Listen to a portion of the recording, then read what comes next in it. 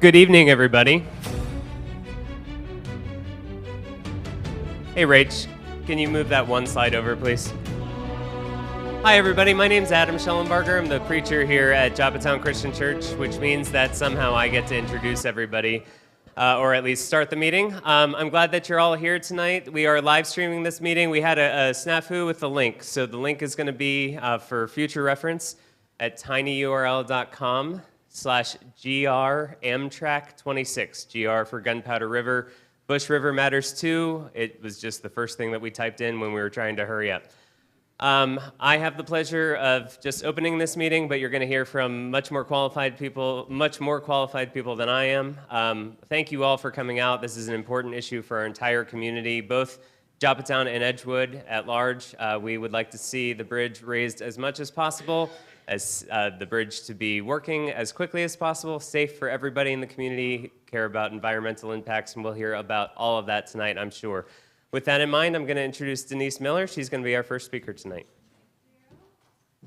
Oops, left. All right. Good evening, everyone. My name is Denise Miller, and I am I work for Amtrak. Should I do something to not make it squeak? I thought you were standing down here. Oh, do you want me to do that? Yeah, that'd be good. I can do that. They had me to go first so I could work out all the kinks, so they'll be fine after me. Because I am not an expert, but I know community. I've been involved in community outreach pretty much my whole career, and really what it boils down to is relationships. So today, this evening, we're here to start a relationship with you. I'm in government affairs and community engagement with Amtrak. I've been in this community. I've been in Hartford County and Cecil County for almost 4 years with the Susquehanna River Bridge Project, as many of us have. So I feel like we've kind of gotten a feel. We've been at your First Fridays. We've been at back to school events. We've already, part of our outreach and community engagement is to meet you where you are. We were invited by the advocacy group to be here tonight to give information and answer as many questions as we can. But really the way we look at it is we'd rather go to you. We'd rather go to you where your community is, where we can talk to the people we need to talk to. So on the screen, first of all, before we get started, thank you. Thank you everyone for being here. Thank you for everybody that is also online. Thank you to Pastor Adam for having us. And most important, where's Sarah? Oh, here, sorry, Sarah. So Sarah's the reason we're here, as you probably already know. She's been very vocal and and she also collected a lot of questions that you all had ahead of time. So as we put tonight's presentation together, we kept all those questions in mind. What you'll hear and see a lot about tonight is process. So we want to inform you about how the process works, where we are in the process, and if there's questions that we can't answer, it's because we don't know. It's not because we don't want to. Another thing I can say about Amtrak is transparency. We want to be able to we're going to tell you what we know. And if we don't know it, we're going to say, I don't know it. And we should know it in 3 months, in 6 months. So I think, also, you guys, I think I saw a lot of you all. We have questions and comment cards that you got when you first came in, but we also want you to fill them out during tonight's presentation.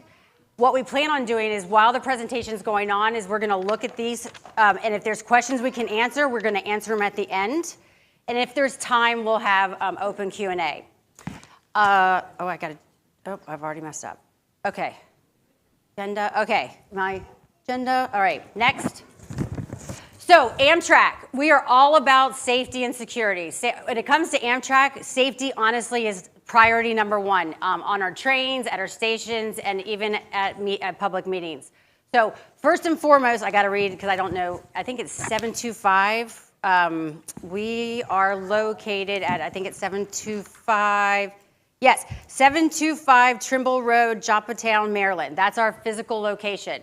So Leslie, if we have an emergency, you're going to call 911. And where are we? Yes, that's right. Is anybody here CPR certified? All right, you. What is your name? Sarah. Anybody of you pass out? Please don't. But if you do, Sarah has got you. She's going to be right there. If in need of evacuation, you want to go out this door and to the left, the door that you came in. Restrooms is also on the right. And AED, sorry. So Pastor Adam has got the AED in the back. Do you know how to use the AED as well? Okay. Again, we won't need to, but just in case, we want to make sure everybody knows that if in case of emergency, you know what to do. All right, with that, I'm going to turn it over to Sarah to start us off in introductions. All right.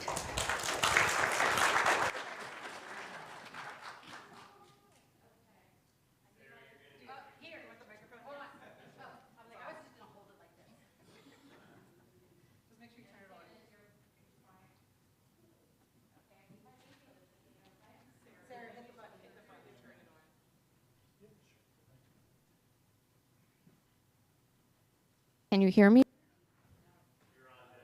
Vanna. I've been working on the railroad all the live long day.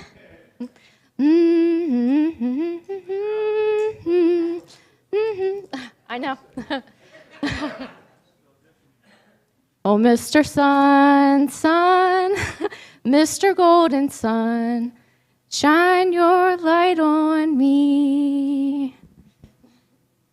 That's for my baby Vanna. She's 2 years old. She's right here, and I'm doing this all for you, baby. If we can keep her awake for the next hour, we can do our job. She'll be okay. So firstly, thank you so much to Adam for opening up the space, and Denise and the Amtrak team for coming to see our neighbors. I'm a part of the advocacy group, and that's because I'm a neighbor just like you, and we all care about these massive projects. Denise, you asked what prompted my involvement, and I know that I said, oh, it was because I wanted to know whether or not to plant my tomatoes in my back garden. I moved into the Middle River area about 2 years ago, and my backyard backs to the tracks. So as a new homeowner, I was just dreaming. I want to landscape my yard with fresh produce. The context to that produce garden is because local economy and the fruit tax, the berry tax runs very high with a toddler. But I've always lived in Baltimore County, and for the past 35 years, it's apparent you can see the blight that kind of consumes our communities. And a lot of it is because neighbors don't have a say when it comes to big projects that will impact their generation and 3 generations down the line. I want to stand up for our neighbors' livelihood. First, it was selfishly, is Amtrak going to eat into the backyard? So I know where to put my produce. But in speaking with all of you, I quickly learned how we've kind of been stricken by inadequacy with involvement with these big projects. And it's really enlightening to see this project kick off with the best foot that it could possibly kick off for. So again, I thank you guys very much. If you had a moment to look at my presentation in the trifold, I included a 1913 newspaper article. Back when the bridges were first being erected, they were notable projects. However, the newspaper did point out that seemingly the locals had absolutely no interest in those projects. And that's why I want this to be different.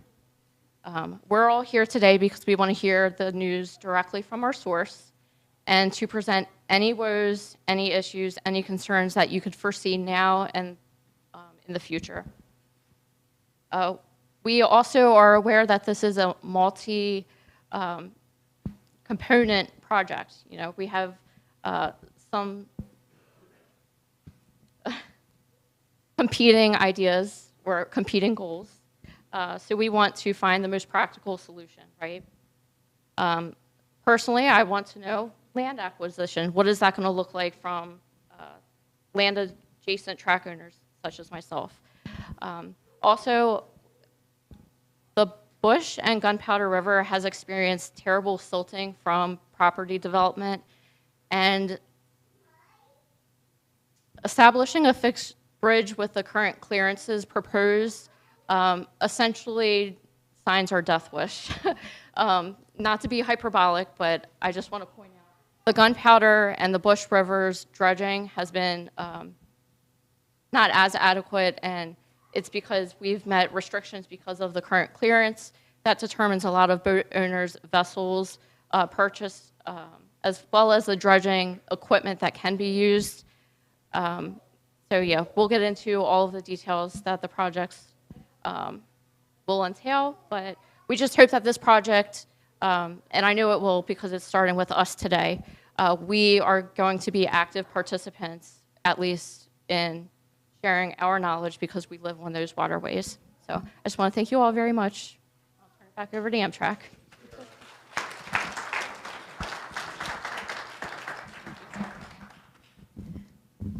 Thank you, Sarah. To get us started, I know you met Denise already, but the rest of the Amtrak team, I'm Jen Riegel. I'm the project manager for both projects. Fun fact, you said you moved into Middle River. I was born in Middle River. I grew up in the area, grew up in Bel Air. I'm working on the Susquehanna River Bridge as well, up the road, actually up the tracks as well. So I still have a lot of family and friends in the area. Was actually down here this weekend, got some crabs, which are actually really good. So happy that that season's back. But I did want to just introduce the rest of the team before we get started on this presentation. We do have other members of the Amtrak team here with us. They're going to help out, and then I'd like to hand it over to Christian and our consultant team to introduce themselves. Hi, everyone. My name is Christian Brown, supporting Amtrak as their engineering and environmental consultant. And we have others from our team here as well. Matt, if you want to stand up. And Alexa is in the back of the room. And then we also have Leslie from the Caladium Group supporting us tonight as well. Thank you.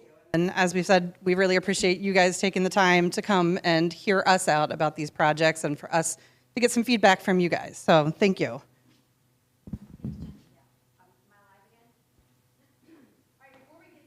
What you really came for, we kind of wanted to level set. On your screen is Amtrak's mission statement. And the reason why we wanted to talk about that is because you'll hear a lot about process and kind of what the role of Amtrak is versus the role of the U.S. Coast Guard. So our role is to deliver efficient and effective transportation. And that's what we do every day, and that's what we are tasked to do by Congress. Not a fun fact, but I think this is very important to note. This community, you've got 3 bridges in this community. Bush, Gunpowder, and the Susquehanna River Bridge are over 100 years old. This, from a rail standpoint, you guys, those 3 bridges are in the Northeast Corridor, which is from Boston down to Washington, D.C. In just that rail, that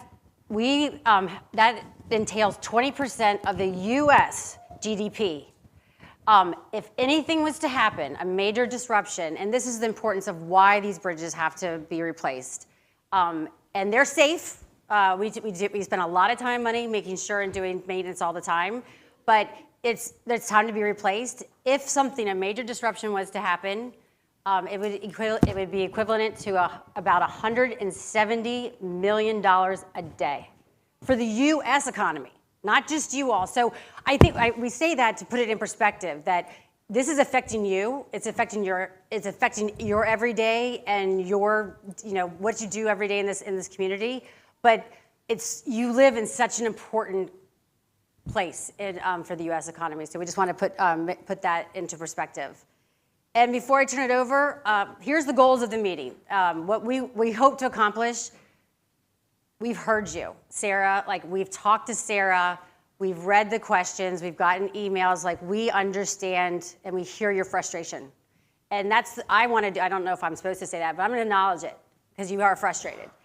Our job is to be here, to be transparent, and to be accessible. You have email addresses, you have websites, you have newsletters. We really want this to be a two-way conversation. It's not a one-way. We're not here to tell you what's going to happen. We're here to tell you about the process. Secondly, is that we are going to address as many questions as possible, and if we can't, we're going to tell you why. And you're going to hear a lot. It's about the process. And last is how to after you leave today. It's another thing I wanted to point out that Sarah said. We're here today, but we're going to be here for 10 years. So this is not a one and done. We're not dropping the mic and saying peace out. We are here. We will continue to show up in your community like we have in Hartford and Cecil County. We will be in this community as well. So I just wanted to point that out, that this is just the beginning. This is not the only time that we'll be here. So with that, now we'll get to what y'all really came for, which is more about the project. So I'll turn it back over to Jen. Thank you, Denise.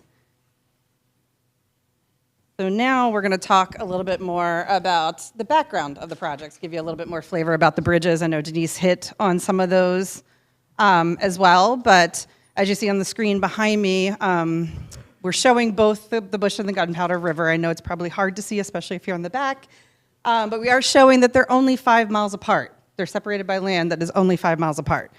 Both of them are big bridges, right? They're half a mile to a mile long, but we are treating them as two separate projects. While we are currently designing them right now concurrently, they are big enough that they're going to end up being two separate projects. Denise made the comment that 1913 is actually the time frame that both bridges were built originally. Put that in perspective a little bit. Woodrow Wilson was the president, and gas was 20 cents a gallon. So yeah,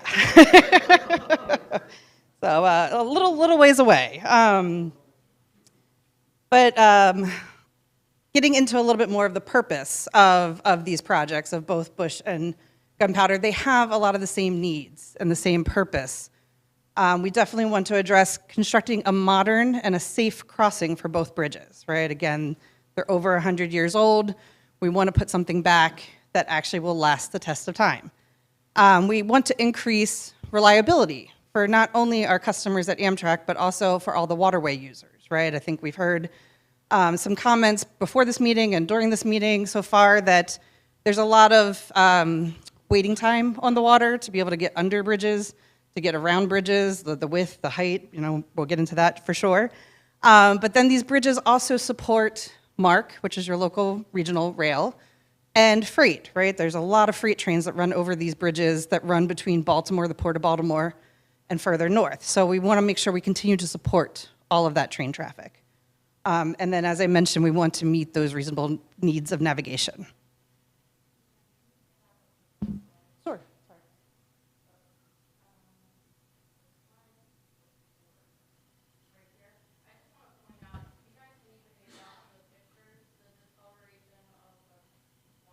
Bless you.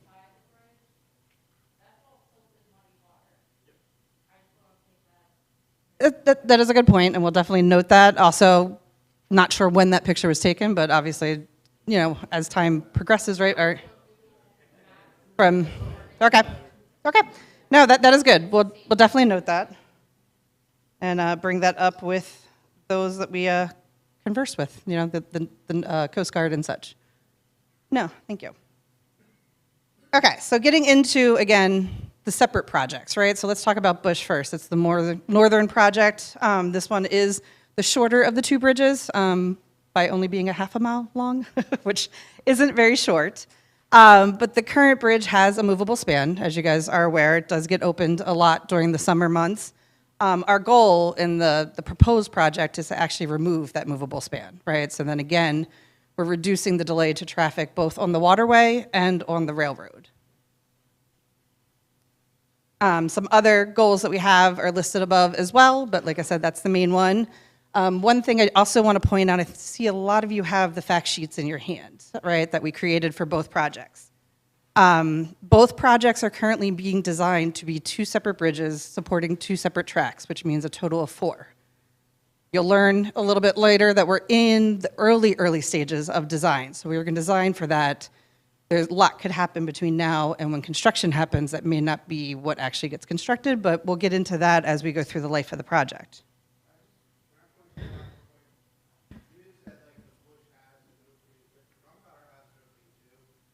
We'll get to that. We'll definitely get to that. Yep, we've heard that. We'll get into that. And we would like to try to keep all the questions on the comment card so that we can get through this presentation.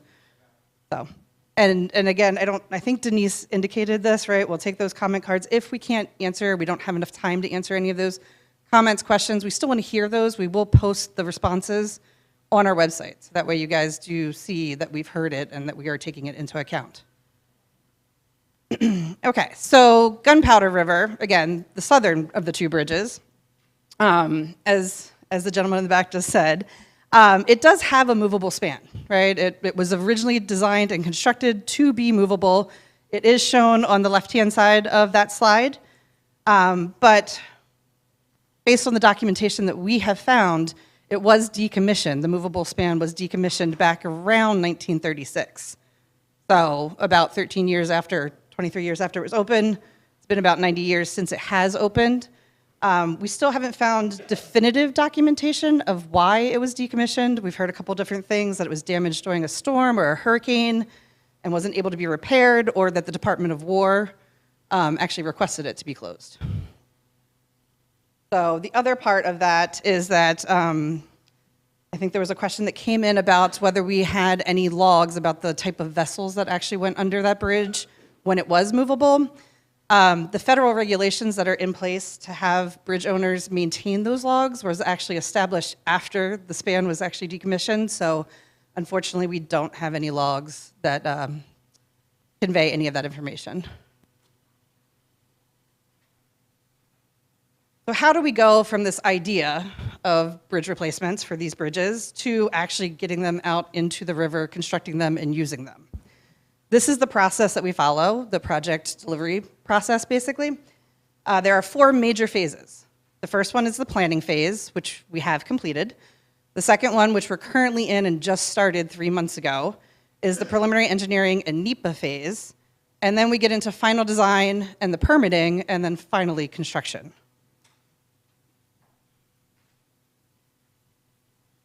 So as I said, we've gone through the planning phase. We went through that in 2024, finished it basically in September of 2025. There was quite a few tasks that we completed during that time frame, one of which was a desktop study, what we refer to as a desktop study, for natural resources, historical resources, and cultural resources for both bridges. We had a determination of eligibility, which is the historic side, prepared for both bridges that did indicate that both bridges are eligible for the historic register. So we will take that into account as we progress through this PE and NEPA phase. We also identified potential presence of protected species, such as the Atlantic sturgeon. So again, as we go through this PE and NEPA phase, this is where we really do identify all the resources that we could be impacting with these projects and how we can mitigate that. There is stakeholder and public coordination, as you can tell, we're here now.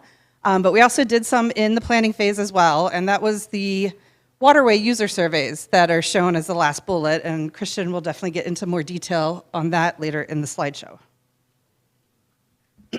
So here we are, again, in preliminary engineering and NEPA. We continue to partner with all of our stakeholders, including the public, but also all the agencies that are reviewing our work, and other stakeholders, including some of the ones I mentioned earlier, like Mark. Our goal is to basically take everything that we've learned from planning during this phase and advance it so that we get to 30% design when we're done. And then obviously complete NEPA, which is the environmental aspect of the project. We have yet to start that NEPA process, but once we do, we will work closely with the Maryland Department of Environment, the US, or the United States Army Corps of Engineers, and evaluate all the different mitigation measures that need to satisfy Section 401, which is the water quality certification, and Section 404 as far as the permitting process goes.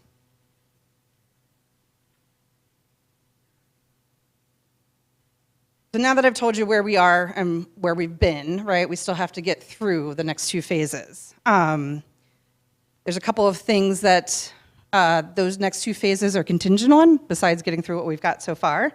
The biggest one is funding, right? We are only funded through the PE and NEPA phase. So our funding will only be committed through 2028. Amtrak is investigating ways to find funding to continue these projects, but that's always been a challenge and always will be. But we also have some other things, such as determining how we're going to actually construct these bridges. So how are we going to package them? Again, I talked before about whether, more than likely they're going to be 2 separate projects, but they could end up being, constructed at the same time. So we have to figure that out. And then we also have all the environmental mitigation that I talked about. And then lastly, we want to incorporate all of the stakeholder coordination and information and feedback that we've gotten through the previous phases into final design and construction. One of the questions that we also received so far that I wanted to touch on based on, sorry if you can go back to now, thank you, is since we are just starting preliminary engineering, we have had questions asking about the removal of the existing bridge. We are way too early in the process to really determine how, when, what, where, all of that pertaining to the removal. But as we develop those answers and understand what we can and can't do with it, we will definitely, keep you guys posted through all the communication avenues that Denise mentioned earlier.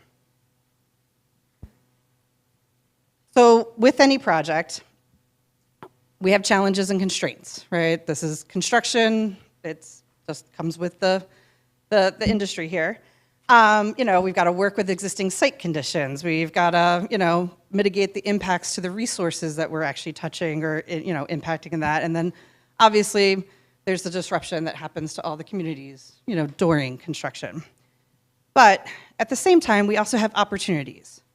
So right now we're taking, advantage of the opportunities that are presented to us, and we're here today to participate in that public coordination with you guys and hear you, get the feedback from you, start to incorporate that. So,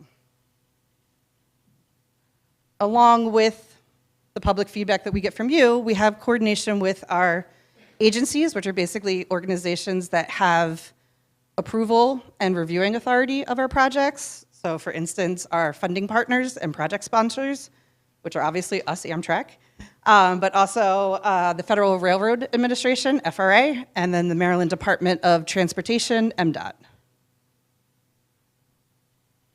In addition to the agencies, we have additional stakeholders, right? And you're going to see a lot of logos up there on that screen. One of the biggest stakeholders, again, as we recognize, is you. You guys are right in the middle of that slide. But we have a bunch of other stakeholders that we have to coordinate with as well, which are basically federal and state departments, utility owners, and then various environmental and regulatory agencies in the area. One of these permitting agencies that we have to deal with, Christian will discuss a bit more, is the US Coast Guard. So Christian, all yours. Can you do that? I have this mic. Yeah, all right. Great. So Jen did a great job laying out those 4 phases of the project going from planning to construction. We're going to spend the rest of the time, or most of the rest of the time, talking about drilling down into a specific process that's going on right now that some of you may be familiar with, some of you may have participated in already, and talk about those key stakeholders that are on the screen there. And the Coast Guard Their logo is the one that is right to the right of the all of you, signified on that slide. And we're going to talk about what role the Coast Guard has in this entire process and project, what information Amtrak provides to the Coast Guard, what information the Coast Guard gives back to Amtrak, and really talk about, again, that process throughout. So just like Amtrak, the Coast Guard Bridge Administration has a mission statement. And their mission statement is up on the screen that you see. And their primary responsibility when they look at bridges is to try to balance the reasonable needs of navigation on the water while balancing the surface transportation needs, which in this case are the trains that are on top of the bridge themselves. So the mission statement from the Coast Guard is really the guiding principle here. Now, some of you may be asking, well, why is the Coast Guard even involved with these two projects? I thought they were focused on marine safety and search and response and law enforcement, and they certainly do a great job at that. But they are also responsible for administering bridges and new bridge projects, and specifically bridges that cross over navigable waterways. So the Bush River and the Gunpowder are defined by law as navigable waterways. That's where the Coast Guard steps in. So Amtrak has two bridges they want to build. They cross navigable waterways, so enter the Coast Guard. That's why they are with us today and throughout this entire process. So the role of the Coast Guard has been in place for about 60 years as it relates to providing that bridge administration. Jen talked about how old the bridges are. The laws on the books, the federal laws that are on the books that actually oversee the approval of new bridges are actually older than that. They date back to 1894 and 1899. Those laws are still in effect, and that's what guides the Coast Guard's decisions today. So what we're dealing with is the Coast Guard that has the authority to approve the plans and the locations of bridge projects. And specifically what they're focused on are the navigation clearances that those bridges provide. The horizontal clearance, the width of the bridge, and the vertical clearance, which is the depth or the height from the water elevation to the bottom of the bridge itself. So with that, we are dealing with the Coast Guard East District. They're based out of Portsmouth, Virginia.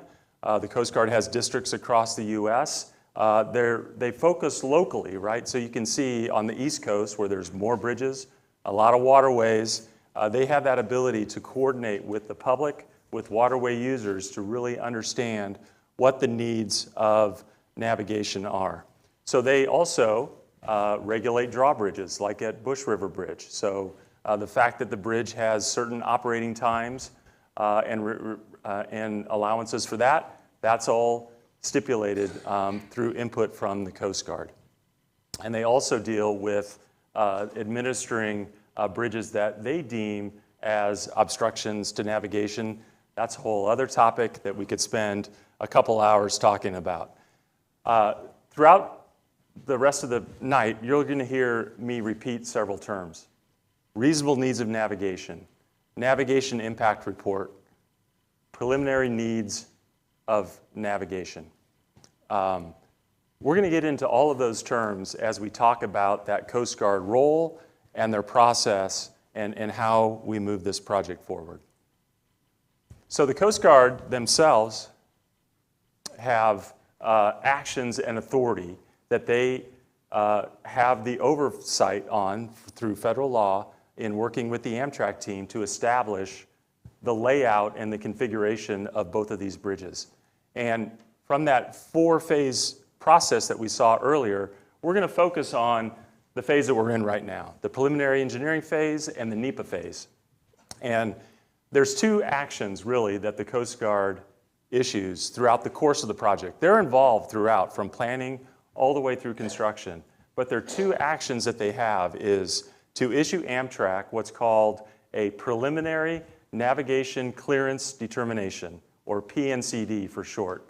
And the word preliminary is the operative word there. It's preliminary. That information is needed by the Amtrak team to be able to do all those tasks that Jen outlined in this current phase for the NEPA documentation, to refine the bridge concepts, and to develop that preliminary engineering. Fast forward to a future phase when we're into permitting. Their second action that the Coast Guard has is that they will issue what's called a bridge permit. That's the actual formal approval giving Amtrak the ability to actually build the bridge. Until they have that bridge permit in hand, they cannot start to build that bridge. And while the team is seeking that preliminary navigation clearance determination now to help the project move forward, when the bridge permit is issued, that's generally deemed as the final navigation clearance determination. So nothing is finalized by law until that bridge permit is issued. So let's talk a little bit more about the process that we're in right now to get us to that preliminary navigation clearance determination, where you can contribute your comments and how Amtrak and the Coast Guard values and considers all of those comments. So the first step of this process, it started back in that planning phase. So in October of '24, when Amtrak was embarking on planning both of these bridge projects, they knew that there was a navigable waterway at both locations, and that's going to require Coast Guard coordination. So that Coast Guard coordination kicked off all the way back in October of '24. And then the next step is that the Coast Guard advises Amtrak on whether or not they need to develop a navigation impact report. So what's a navigation impact report? What that is that it's a summary of waterway usage, of the physical attributes of the waterway itself, the currents, the tides, the depth of the water, what water-dependent uses are in the vicinity of the bridge and interact with that. All of that information gets summarized in a navigation impact report. It's abbreviated as NIR, and that then gets ultimately shared with the Coast Guard as part of their evaluation.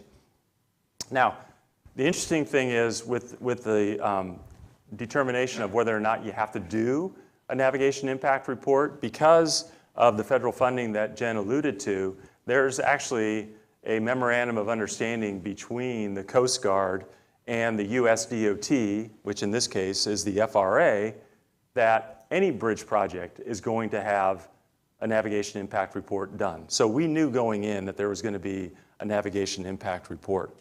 So what goes into the navigation impact report? I talked about some of those things, about the physical attributes of the waterway, but really what's driving the Coast Guard's process here is navigation clearances. And how do we understand and how do we collect information about who's using the water, what kind of vessels they have, what kind of challenges are they facing when they try to take their vessel in and around and through the bridge. So what is done then is that we do a navigation survey.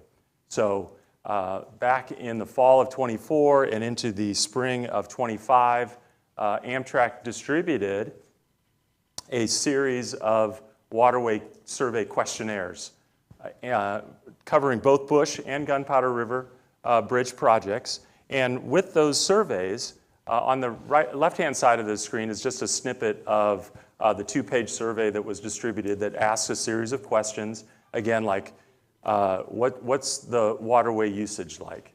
What kind of vessel do you have? And really drilling down specifically, how tall is your vessel? How wide is it? What kind of draft do you have? But then we also wanted to get feedback as it relates to what challenges do you have as it relates to tides, as it relates to currents or crosswinds or anything that may pose a safety concern with the existing bridge configuration.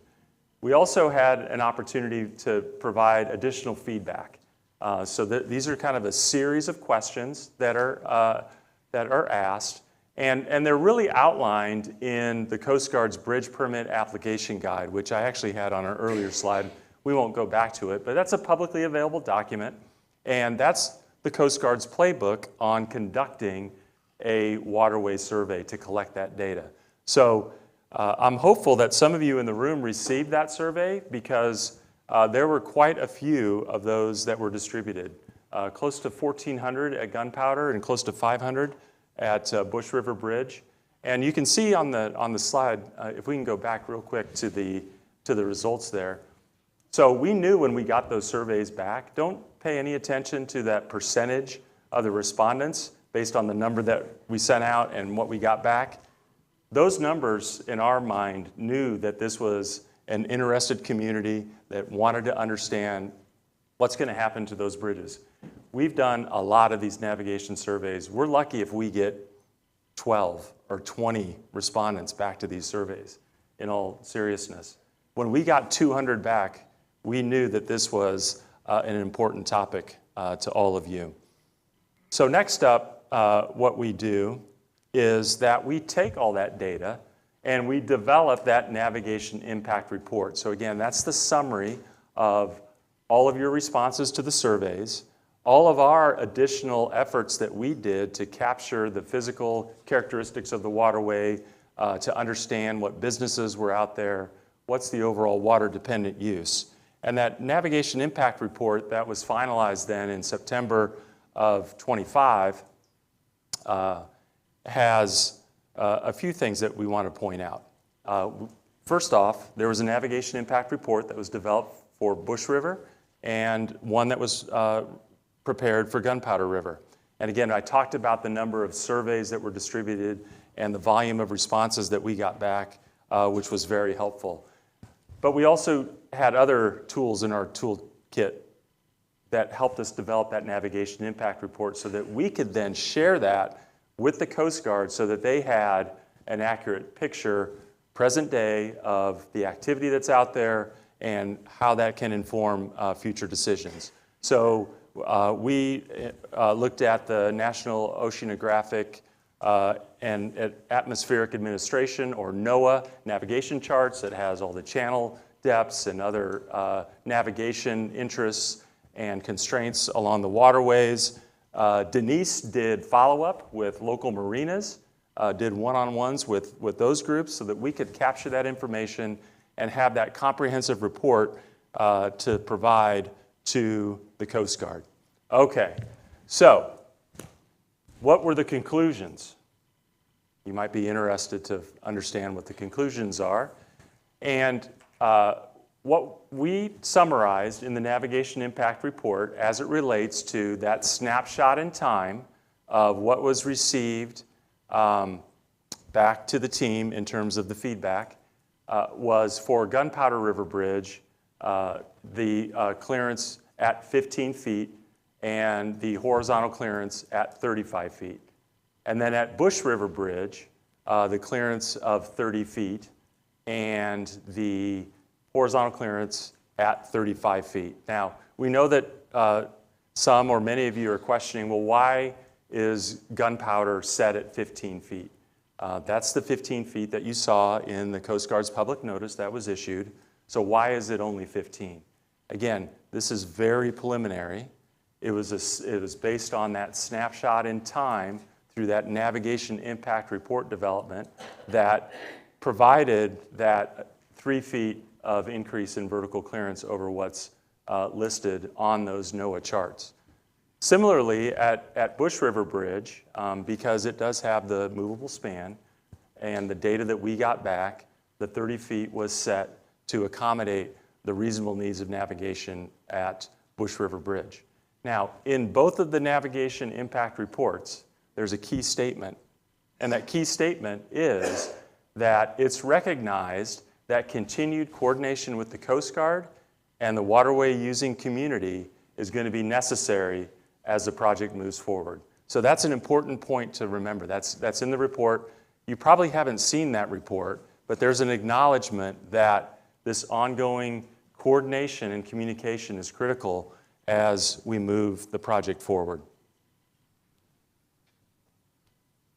So after that navigation impact report was completed, it was given to the Coast Guard, they evaluated it. Now their next step is to issue that preliminary public notice. And again, let's keep that word preliminary at the front of mind here. So they issue that public notice so that they can get their own feedback, right? So during that preparation of the navigation impact report, the Amtrak team canvassed the area with close to 2,000 surveys, right? Making every attempt to get as much information back as we could. The Coast Guard takes that one step further. Now, from the Coast Guard's evaluation of the navigation impact report, they also kind of have to do their own risk assessment and make sure that whatever they issue for a public notice, they can confidently issue.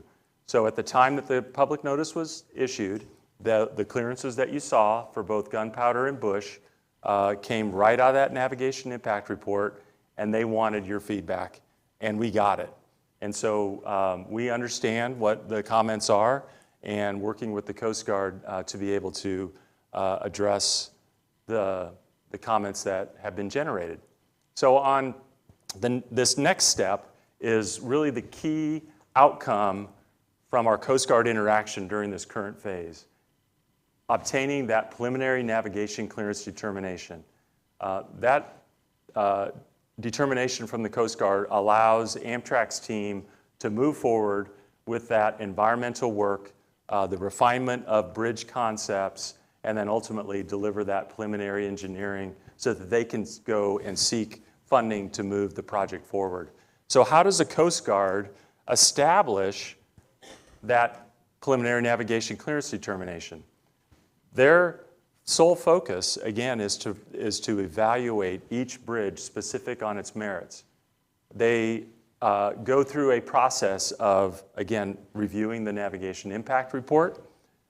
They also have issued, again, that preliminary public notice.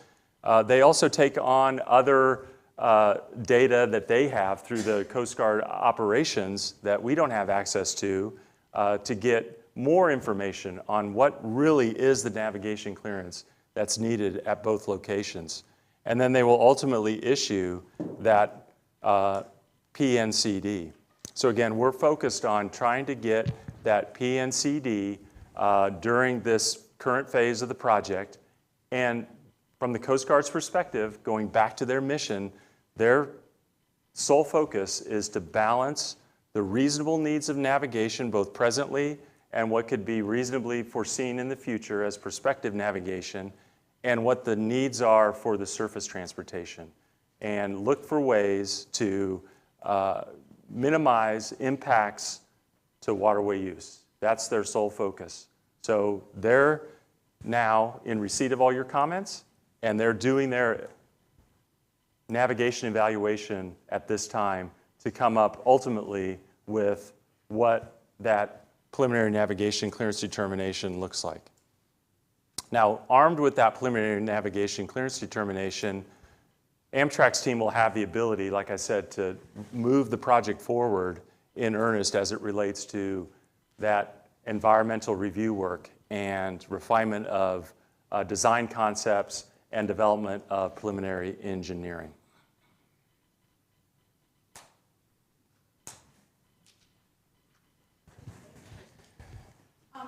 Before we move on, Joel, I know a lot of you have filled out your comment card. I forgot. I have it right now. Now you can hear me.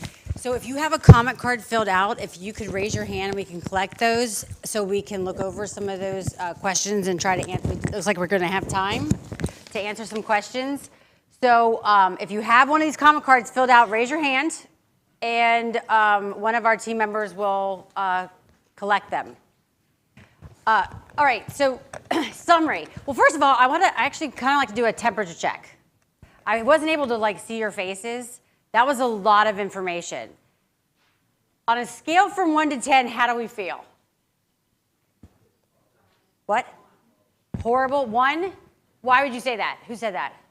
Why? Why do you say that? So I was one of the ones who got that survey and filled it out. I believe, from my opinion, that the questions were skewed. For the Gunpowder River, you asked what kind of votes you would have. Well, we're restricted to the local vote Right. that it had. And when you asked that question, everyone answered accurately. And truthfully, Right. so, you got, I feel like Amtrak got the information that they wanted. Oh, well, it only needs to go up to 13 feet or 50 feet. Where the Bush River has it opening, so they're guaranteed during the summer months that it opens, what, I think 4 times, once in the morning, once in the evening, Saturday and Sunday. Yeah.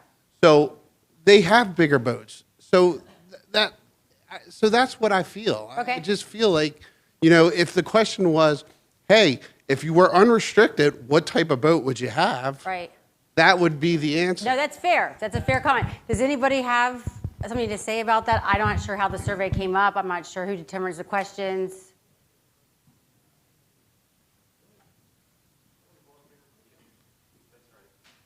So, again, I'll kind of go back to the Coast Guard's playbook, which is their bridge permit application guide that has established the best practices for conducting the waterway survey and the types of information that they are going to be looking for in making their determination. So, to be honest, the easiest thing to do during that phase is to understand what the existing navigation is. Because if you have a boat, you should probably know the size of it and everything and share that information back. It's easy, I should say it's easy for the team to understand what the existing characteristics are. The challenge is, what is the reasonable prospective navigation?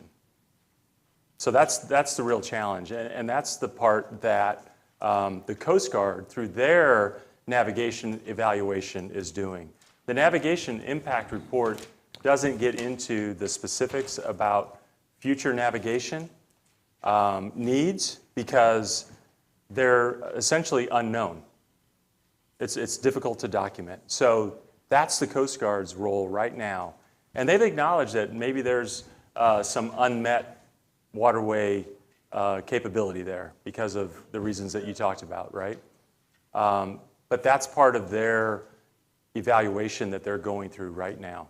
Yeah. Based on all your feedback.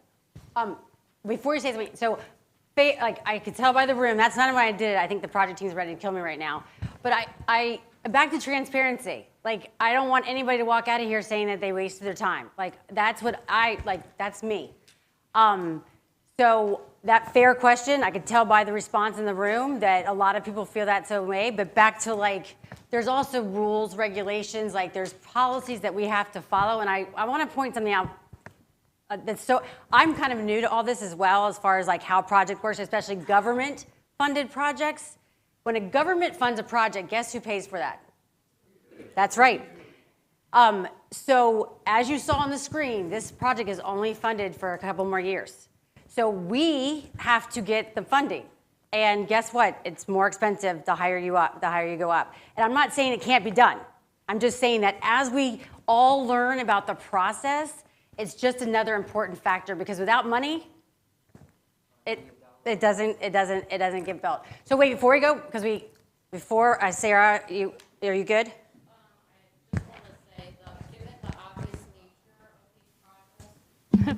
Given the obvious nature that these projects would be implementing a 100-year-old bridge for the future, I feel like that was an obvious oversight.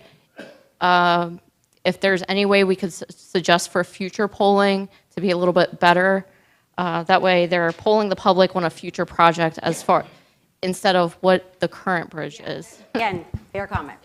Yep, fair comment. So before we go into, what we're going to do now, first of all, I want to thank Jen and Christian. That was a lot of information, and I want to, hopefully they gave you some clarity about the process and kind of talk about that's a lot of information, so what are the key takeaways? The navigation impact reports are completed. Everything now, all the data is in the Coast Guard's hands they'll provide the preliminary navigation clearance determination. And then for both projects, as we said so many times, we're still in the very, very early stages. Throughout this entire process, we will we actually talk about things we can't control. We are actually required by the government to have stakeholder engagement through the entire process. It's documented. So it doesn't stop here, and it keeps on going. And so now we'll go. I know there's a few Q&A. How much time do we have left? It's about 10 minutes. So what we're going to do now, Jen is going to look at the comment cards that we've collected and try to answer as many as we can. And if we have time, we'll do open. But I will say this as well. If you have questions that didn't get answered tonight, the next slide, actually we'll go to that next slide. Oh, you are there. So for those also online, those of you watching virtually, you don't have these comment cards in your hand. But our project website is monitored almost on a daily basis, and our goal is to respond, maybe not with an answer, but to respond as Sarah knows, because we've answered a lot of her questions. Our goal is to answer between 3 to 5 business days, and just acknowledge that we've received your questions. So in addition, Pastor Adams allowed us to stay around for a few minutes. We don't have a lot of time, so if somebody wants to talk to us, we have a few minutes after 7 o'clock, but again, we ask questions. If you could either fill out one of these comment cards or email us. But right now, we're going to address some of the questions that we got tonight. Yeah. Thanks for everyone contributing here. Should I read who wrote it or just ask the question? Okay. Very good. I'm going to go to the last part of this particular question. Is it too late already to steer the planners to increase the height? And the easy answer is no, it's not. That's the easiest question we're going to get tonight. So now, there is, yes. Clearance, you don't care if it goes up 85 feet. Right. Yeah, that's right. The operative word is clearance, right? The vertical navigation clearance. Before we go there was also some feedback that we received about the horizontal clearance through the navigation channel itself, right? Wider, right? Okay. But there's probably more interest in the clearance, the vertical clearance, right? Yep. Okay. So. Yep. So let me go back to that. Let me go back to the first question that I went over. It's not too late. So we talked about right now what's going on, right, with the Coast Guard, and we also have to remember that the Coast Guard does have the final say. Amtrak can't tell the Coast Guard what to do. So the Coast Guard. But what I will tell you, in my experience, is the Coast Guard. Of all of the federal agencies and other agencies that we have to deal with, the Coast Guard is most generally the most approachable and reasonable. There's that word again, reasonable, and I'll get to that in a second. So no, it's not too late. That's why we're all here tonight to talk to you about that. Okay, here's another question. What is Amtrak's definition of reasonable needs of navigation? And again, I want to clarify, Amtrak does not define what reasonable needs of navigation are. The Coast Guard has that authority to stipulate what reasonable needs are. And that, again, that is admittedly challenging. But they are professionals. They issue dozens of bridge permits on an annual basis, just coming out of the Portsmouth, Virginia office. So they have their resources. They can look out a little bit more clear than anyone on our team can on what really defines reasonable. And they are going through their navigation evaluation right now. Okay, went through that one. Let's see this. How high is Gunpowder Bridge going to be? Jen, this is a mic drop moment. No. I wish I could tell you. I honestly do. We've heard your comments and your concerns. We've given the information that we have. You've given your comments to the Coast Guard. Those are valuable comments. They take all of those comments very seriously.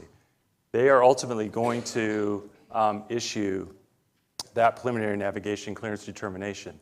What I will say, Jen, is that Amtrak's team is currently working with the Coast Guard as it relates to that reevaluation of what you saw in the public notice. But far be it from me to say what that number for vertical clearance is going to be, because I don't know. But it is being excuse me, evaluated as part of their process. Christian, we're going to let Jen take a few questions. We have 2 minutes left, and we have our closing comments, so if that's okay? Okay. I really appreciate everyone taking the time to write down your questions and comments. I think Christian covered a lot of the ones that were written about the vertical clearance, the horizontal clearance, the clearances, which we know is a main concern to everyone here.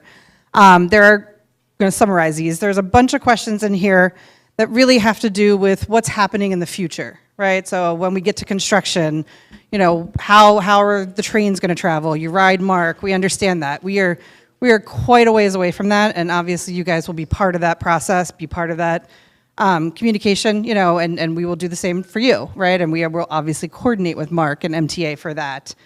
There is talk about, a couple of questions that talk about property impacts, right? So we are still evaluating what side of the bridge new tracks will go on, how we're going to set up the alignment, what the structure spans are going to be.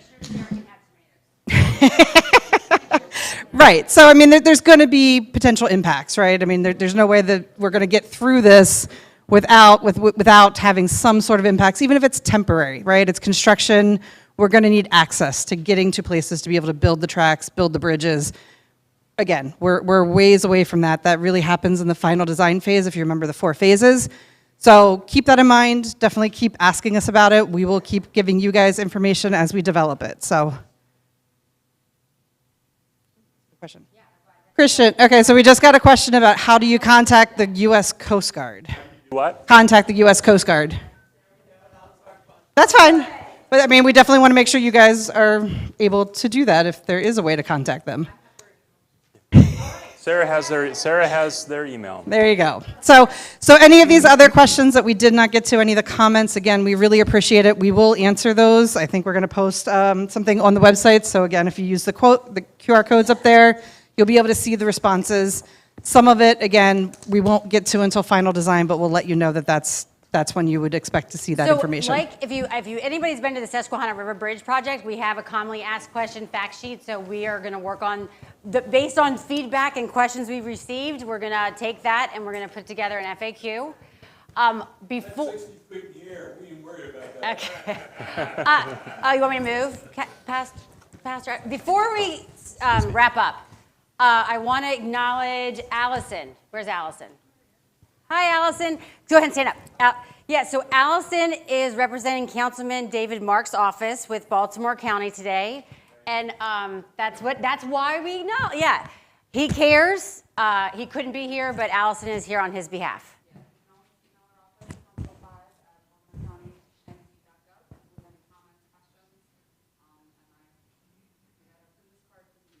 Yeah. So. I mentioned I'm government affairs, so any elected official I want to talk to. If there's a meeting, if there's a public meeting, a sit down with one-on-one, again, it's about transparency. And I feel like if the elected officials know what's happening and you all come to them as their constituents and you have questions or concerns, we want to give them the right information so they're able to answer that. Is there any other elected officials that are here today or any other offices represented? Hi, Yolanda. Thank you for being here virtually. And Yolanda Roberts is also Hall for Canada. Thank you. I'm still learning, Yolanda. Forgive me, but I want to meet you. Okay. We are done. I'm sorry, we're done with time. We're 2 minutes over, but like I said, questions, website. We'll be here for a little while, or fill out a comment card and leave it at the table. First of all, not first, but last but not least, thank you. It's frustrating. I'm hopefully that we've given you kind of what you came here to learn today. We appreciate your time. And thank you to Pastor Adam. Where's Pastor Adam? Thank you to Pastor Adam and Sarah for having us. Have a good night. Get home safe.